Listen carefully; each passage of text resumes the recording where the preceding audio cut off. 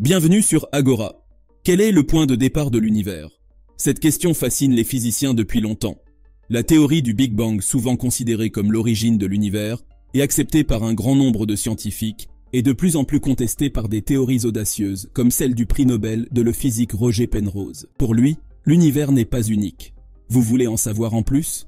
Restez avec nous jusqu'à la fin pour en savoir plus. La théorie du Big Bang. Peu fréquent est celui qui n'a pas réfléchi au moins une fois dans sa vie à la source de l'univers. Pourquoi la Terre, les galaxies et l'univers existent-ils? D'ailleurs, est-ce que l'univers est unique? Ces questions ont poussé les astrophysiciens à faire des calculs intenses pour remonter très loin dans le passé, jusqu'au début de l'univers.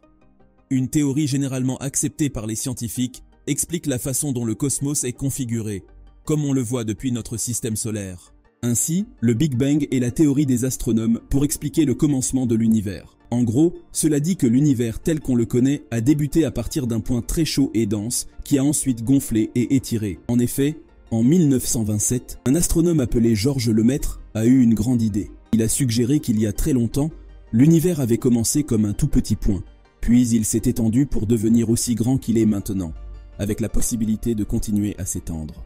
La majeure partie de nos connaissances sur le Big Bang provient de formules et de modèles mathématiques. D'ailleurs, la théorie du Big Bang prédisait que de la radiation thermique aurait été émise au début de l'histoire de l'univers. Quand l'expansion rapide de l'univers, appelée inflation cosmique, s'est arrêtée de manière mystérieuse, les idées plus classiques du Big Bang ont été adoptées. Un flux de matière et de radiation, appelé réchauffement, a commencé à remplir notre univers avec ce que nous connaissons aujourd'hui, les particules, les atomes, la matière qui allait former les étoiles, les galaxies et ainsi de suite. Deux astronomes américains, Arno Penzias et Robert Wilson, ont fait une découverte accidentelle lorsqu'ils travaillaient sur une antenne. Ils ont trouvé ainsi le fond diffus cosmologique, CMB, un rayonnement ancien émis environ 380 000 ans après le Big Bang, à une époque où l'univers était plus petit, plus dense et plus chaud. Depuis, l'univers s'est étendu, les galaxies se sont éloignées les unes des autres et tout s'est refroidi. Le CMB correspond au moment où l'univers est devenu suffisamment peu dense pour que la lumière puisse se propager. Plus spécifiquement, ce sont les photons, petites particules de lumière, qui étaient auparavant prisonniers dans un plasma et qui ont été libérés. Pour la première fois, la lumière était libre, et c'est ainsi que nous pouvons voir comment l'univers était à ce moment-là, car cette lumière primitive a voyagé jusqu'à nos télescopes. Le CMB représente donc la plus ancienne image électromagnétique que nous pouvons obtenir de l'univers. Depuis sa découverte, les scientifiques n'ont cessé d'étudier cette lueur de la naissance des mondes, comme le disait Georges Lemaître, car elle contient de nombreuses informations sur la structure, l'évolution et l'âge de l'univers, estimé aujourd'hui entre 13,7 et 13,8 milliards d'années. L'émission du CMB a marqué le début de l'univers tel que nous le connaissons. Après la libération des photons, les particules de matière ont commencé à se regrouper pour former les premières étoiles, puis les planètes et les galaxies. Ces galaxies se sont ensuite rassemblées en amas et en superamas.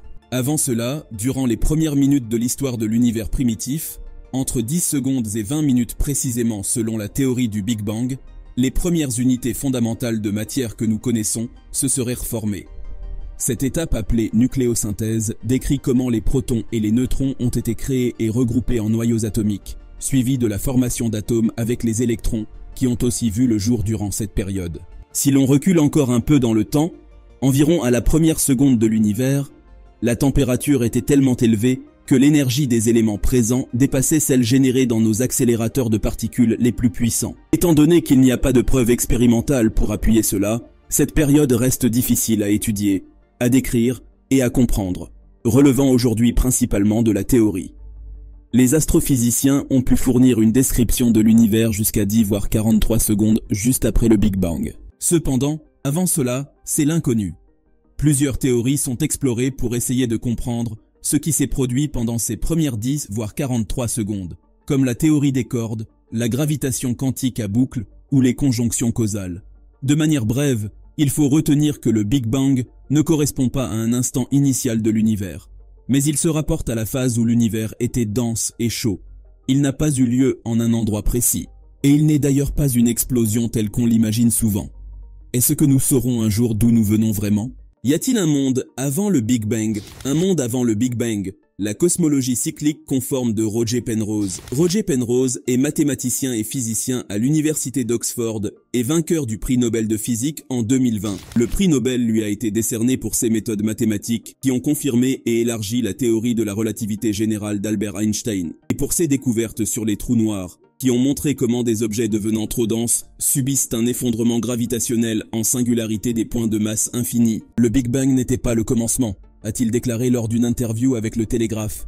Il y avait quelque chose avant le Big Bang, et ce quelque chose est ce qui nous attend dans le futur, ajoute-t-il. Les motifs circulaires détectés dans le fond diffus cosmologique suggèrent que l'espace et le temps n'ont pas pris naissance au moment du Big Bang, mais que notre univers fait partie d'un cycle éternel. Cette affirmation frappante émane également du théoricien Roger Penrose. Il affirme que les données collectées par le satellite de l'UMAP de la NASA soutiennent sa conception de la cosmologie cyclique conforme. En termes simples, il croit que notre univers n'est ni le premier ni le dernier à générer à partir d'une masse dense un tout hautement organisé, au sein de l'univers complexe que nous observons autour de nous. Le modèle actuel du Big Bang, partiellement basé sur le concept d'inflation, ne fournit pas d'explication quant à l'existence d'un état de faible entropie et fortement organisé au moment de la naissance de notre univers. À moins que, bien sûr, les choses n'aient été mises en mouvement bien avant que le Big Bang ne se réalise effectivement. Selon la théorie de l'inflation, l'univers a débuté à partir d'un point extrêmement dense. Il a connu une expansion très rapide pendant une fraction de seconde, puis s'est développé plus lentement au fil du temps, donnant naissance aux étoiles et aux planètes. Cette expansion est maintenant en train de s'accélérer et pourrait éventuellement aboutir, dans plusieurs milliards d'années, à un univers froid et uniforme. Cependant, Penrose rejette ce modèle d'inflation, car il ne parvient pas à expliquer l'état d'entropie très faible, c'est-à-dire un haut niveau d'ordre dans lequel l'univers a débuté. Il ne croit pas que l'espace et le temps soient apparus au moment du Big Bang, mais plutôt que le Big Bang a fait partie d'une série de plusieurs, chacun marquant le commencement d'une nouvelle phase de l'histoire de l'univers.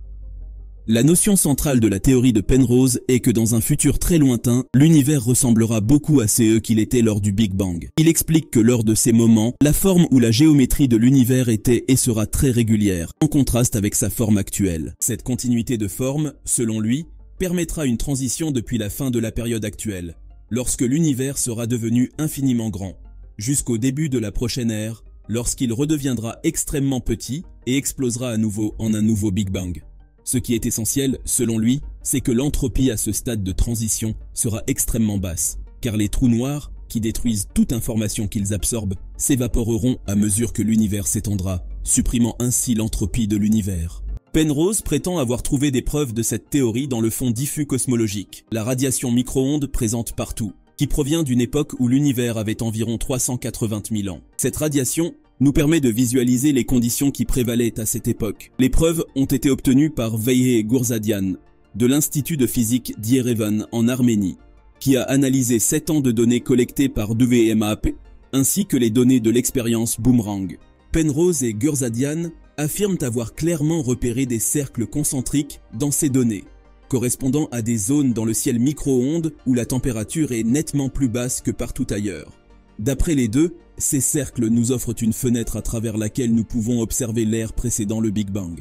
Ces cercles correspondent aux traces laissées dans notre ère par les ondulations sphériques des ondes gravitationnelles engendrées lors des collisions entre trous noirs dans l'ère précédente. Ils soutiennent que ces cercles posent un défi à la théorie de l'inflation, car cette dernière prédit que la distribution des variations de température dans le ciel devrait être gaussienne, c'est-à-dire aléatoire, plutôt que présenter des structures discernables. Julian Barbour, professeur invité à l'université d'Oxford, explique que si ces cercles s'avèrent authentiques, ils seraient remarquables, et si confirmés, ils pourraient bouleverser le paradigme de l'inflation, qui a été largement accepté comme un fait scientifique par de nombreux cosmologistes. Cependant, il estime que ces résultats susciteront la controverse et que d'autres chercheurs examineront les données de manière critique.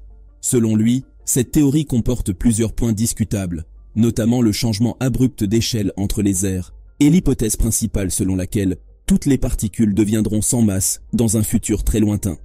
Barbour souligne qu'il n'y a pas de preuve, par exemple, de la désintégration des électrons. Cependant, il estime que ces résultats susciteront la controverse et que d'autres chercheurs examineront les données de manière critique. Selon lui, cette théorie comporte plusieurs points discutables, notamment le changement abrupt d'échelle entre les aires, et l'hypothèse principale selon laquelle toutes les particules deviendront sans masse dans un futur très lointain. Barbour souligne qu'il n'y a pas de preuve, par exemple, de la désintégration des électrons.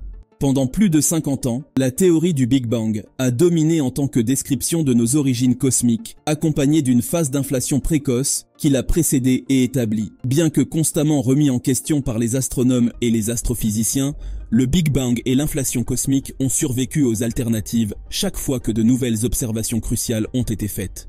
Même la proposition alternative de Roger Penrose, la cosmologie cyclique conforme, ne parvient pas à égaler les succès de l'inflation du Big Bang. En dépit des récents titres et affirmations de Penrose, il n'existe aucune preuve concrète d'un univers antérieur au Big Bang.